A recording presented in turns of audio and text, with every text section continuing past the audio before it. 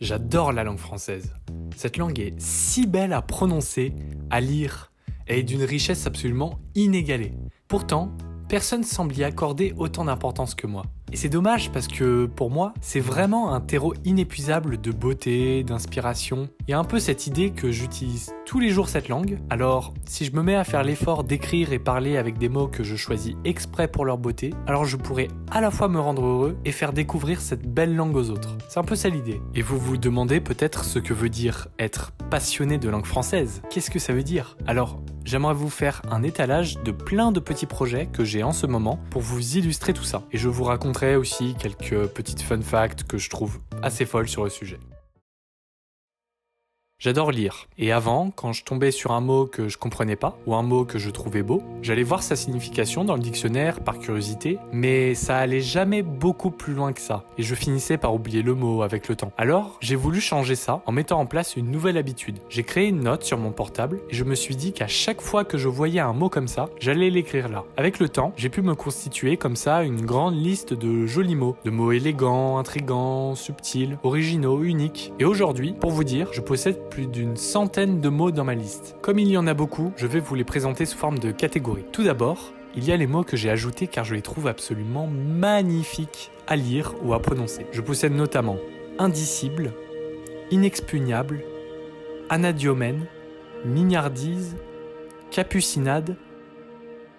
Je m'arrête là, mais franchement, je m'en remets toujours pas. C'est trop beau. Ces mots ont de belles sonorités ou de belles structures orthographiques. Donc, typiquement, je me dis que ça rentrerait parfaitement dans une poésie si j'en écrivais une. Mais ce qui est drôle, c'est que j'ai également des mots qui sont laids, mais ils sont tellement moches que quelque part, je les aime bien. Je trouve qu'ils dépeignent super bien la laideur dans leur prononciation. Par exemple, j'ai les mots borborigme, guttural, grasseillé, que des mots en lien avec le corps, l'estomac, la gorge. Par exemple, borborigme, ça désigne les bruits produits par les intestins ou l'estomac. Mais ce qui est marrant, c'est qu'on en a également fait un sens figuré qui signifie parole incompréhensible. Comme si ces paroles venaient directement d'un estomac bruyant. Moi, je trouve ça assez drôle quand même.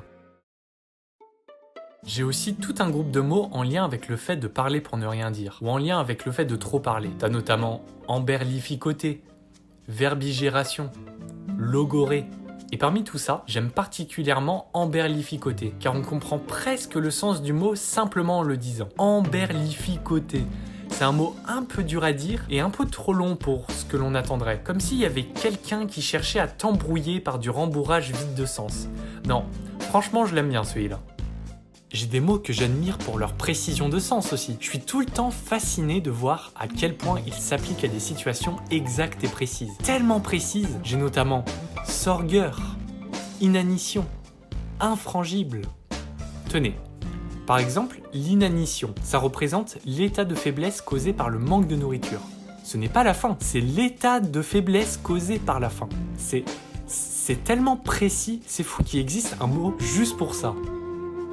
Et tu as aussi tous ces mots provenant de la médecine, la justice, la psychiatrie, un peu tous ces domaines qui ont en temps normal des mots avec des significations très précises et réduites à leur utilisation. Mais quand je lis certaines définitions, j'imagine tellement des cas de figure dans lesquels on pourrait sortir ces mots de leur contexte pour élargir leur sens. Je parlais de poésie juste avant. On pourrait typiquement en faire des hyperboles, des métaphores, leur donner un certain sens figuré. Par exemple, le mot anaphylactique. Cela désigne quelque chose en lien avec l'anaphylaxie, qui est une réaction allergique sévère et rapide. Mais je verrais bien ce mot être utilisé dans d'autres cadres. Par exemple, on pourrait parler dans un roman de l'anaphylaxie d'un enfant vis-à-vis de l'école, c'est-à-dire au sens figuré une réaction de rejet extrême, tellement extrême qu'il en deviendrait allergique. Pour moi, c'est ce genre d'extension des sens des mots qui apporte de la richesse au français. Allez, maintenant j'ai envie de vous raconter quelques petites anecdotes de ma liste de mots. Déjà, t'as le mot caviardé, qui est assez marrant parce que quand je prononce ce mot, je pense directement au caviar. C'est vraiment la première chose qui me vient à l'esprit. Caviardé. Et le truc, c'est que c'est exactement l'origine de l'étymologie. Ça signifie recouvrir un passage d'une publication d'encre noire, ou sur les ordis d'un rectangle noir. Et ça veut dire ça parce que la couleur de l'encre a été associée à celle du caviar. C'est trop marrant en vrai. T'as les mots transbahuté et brinque-ballé qui ont pas tout à fait le même sens, mais qui réussissent quand même à me transmettre cette sorte d'énergie similaire de se remuer en bougeant et en étant instable sur les appuis, ce qui est assez drôle. Je vous laisserai regarder leur sens. Pour en revenir à la liste de mots en elle-même, j'avais commencé à accumuler pas mal de mots, mais je me rendais compte qu'en vrai, je les connaissais toujours pas. Je les utilisais pas en gros. Alors je me suis dit, en vrai, pourquoi pas importer toute la liste sur Anki et apprendre des mots tous les jours. Et bah, figurez-vous que j'ai totalement fait ça, sinon je vous le dirais pas, et que ça a superbement marché. Mais vraiment, ça a super marché. Je commence à utiliser des mots un peu recherchés au quotidien et c'est trop bien, j'adore ça. Par exemple, j'adore sortir des antépénultièmes au détour d'une conversation. Ça met toujours bien l'ambiance. Mes potes me prennent pour un illuminé, mais tout va bien. En vrai, c'est trop drôle. Ça me fait trop rire. Si vous voulez faire la même chose, j'ai un conseil pour vous. Faites-le avec des mots que vous aimez. Vraiment, ça rend la chose 10 fois plus facile et vous allez kiffer l'apprentissage. Non seulement l'apprentissage, mais le dire à vos potes, à votre entourage. En fait, il faut vouloir apprendre des mots que vous avez envie de ressortir et d'utiliser. Sinon, à quoi bon? Et au passage, si vous avez des mots comme ça, un peu étonnants, des mots jolis, des mots bizarres, donnez-les-moi en commentaire. J'aimerais trop voir un peu toutes vos trouvailles. En parallèle de ma liste de mots, j'avais commencé à écrire certaines anecdotes que je récoltais comme ça sur la langue française. Pas forcément des grosses histoires, mais des fun facts comme ça qui me faisaient marrer sur la langue française ou qui m'intriguaient. Par exemple, je trouvais ça étonnant que l'on puisse écrire événement avec soit un accent aigu, soit un accent grave sur la deuxième lettre. Voilà, typiquement, tout le monde se fiche de ce genre de détails. Mais moi, j'adore ça parce que je trouve que ça ajoute beaucoup de profondeur à la langue française. Cette profondeur, elle se développe depuis des millénaires, comme les grains de sable sur la plage. Et c'est ce qui fait qu'encore aujourd'hui, on continue de produire de nouveaux mots et de nouvelles significations. Un des changements qui m'a le plus fasciné jusqu'aujourd'hui est celui connu sous le nom des rectifications orthographiques de 1990. Il s'agit en gros d'une publication du Conseil supérieur de la langue française qui propose parfois de nouveaux changements comme ça à faire sur la langue française, un peu comme un patch note. Et celui-là a notamment été reconnu par l'Académie française. Il s'agit pas forcément de nouvelles règles, mais plutôt de tolérance apportée par rapport à des règles parfois trop compliquées ou devenues incohérentes. Par exemple, un de leurs changements les plus célèbres, que vous connaissez peut-être d'ailleurs, est celui de l'orthographe du mot nénuphar. La fameuse affaire du nénuphar. L'histoire est quand même assez drôle. En fait, avant 90, nénuphar s'écrivait majoritairement avec PH. Mais ce son-là n'est en réalité pas lié à son étymologie, puisque nénuphar viendrait soit du persan, Nilufar, soit de l'égyptien avec Nufar. Et les deux possèdent un F. Donc on pourrait se demander, à juste titre, pourquoi on a commencé à orthographier avec PH dans ce cas-là? Eh bien, les raisons les plus probables sont liées au grec, et en particulier avec le rapprochement que les gens auraient fait entre les nénuphars et les nymphes, qui partagent souvent le même environnement. Et les nymphes, ça s'écrit avec PH. Donc, ça pourrait l'expliquer. Et bah, pour faire le lien avec la réforme, le Conseil a proposé l'orthographe avec le F pour donner en quelque sorte l'autorisation d'utiliser le mot d'une manière plus fidèle à son étymologie, ce que je trouve assez pertinent personnellement. Dans tous les cas, l'orthographe en PH est toujours acceptée, donc je trouve que ça rend tout le monde heureux quelque part, et en particulier moi, dans la mesure où j'adore tout ce qui est étymologie. En plus des étymologies, la réforme a corrigé pas mal de choses en lien avec des ambiguïtés de logique, notamment l'utilisation du tréma. C'est très intéressant ça. Pour donner un peu de contexte, à la base, l'utilisation du tréma est nécessaire pour les mots dans lesquels la prononciation des voyelles porte une ambiguïté. Par exemple, le mot ambiguïté, typiquement. Si on met pas le tréma, ça ferait ambiguïté, vu qu'on suit les règles de français avec GUI. Eh bien, peut-être que vous l'avez déjà remarqué, ou peut-être pas du tout d'ailleurs. Mais avant 90, il était d'usage de placer un tréma sur la deuxième voyelle de ces ensembles de 2 lettres. Par exemple, naïf, maïs, canoë.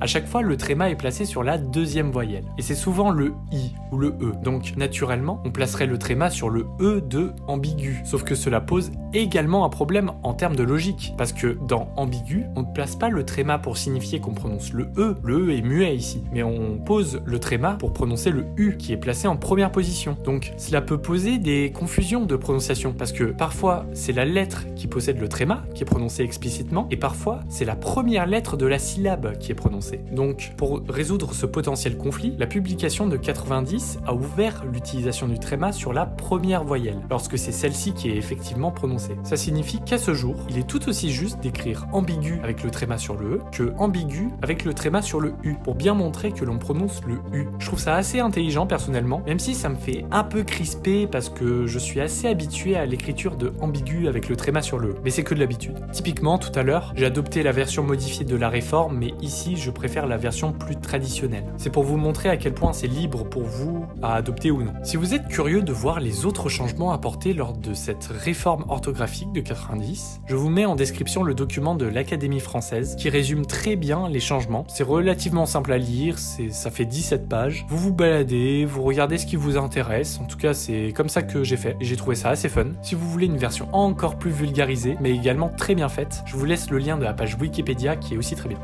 Maintenant, peut-être que vous êtes un peu plus curieux que ça et que vous vous interrogez sur la pratique de cette réforme. À quel point les gens l'appliquent ou ne l'appliquent pas? Eh bien, j'ai autre chose pour vous. Il s'avère que l'Université d'Orléans a sorti vers 2005-2006, donc environ 15 ans après la publication de la réforme, une analyse des pratiques réelles. C'est une sorte d'état des lieux de l'application de la réforme orthographique en France, en Belgique et en Suisse. J'ai parcouru ce document et je dis seulement parcouru parce qu'il fait pas moins de 162 pages, même s'il reste relativement simple à lire. Et je l'ai trouvé très complet et très riche. De la même manière que la réforme orthographique, je vous invite à le lire de votre côté. Il y a beaucoup de choses à en tirer. Personnellement, j'ai beaucoup apprécié lire les arguments développés page 27 pour le maintien de l'orthographe traditionnelle. Ça m'a donné beaucoup de réflexions autour de ce que devrait être la langue française. Par exemple, est-ce qu'il y a un devoir de laisser une trace de l'orthographe historique au sein des mots, où la priorité est plus de suivre l'évolution de la langue et de son usage? Voilà, je trouve ça assez intéressant. Il y a aussi la question de savoir comment les gens réagissent face à une personne qui utilise une prononciation qui diffère de la norme. C'est l'analyse faite page 71 que je trouve assez drôle, avec tous les détails qui les accompagnent. Ils ont notamment fait un tableau avec les différentes réactions que l'on peut avoir dans ce genre de situation, comme choqué, dérangé, horrifié ou encore scandalisé. Parce que oui,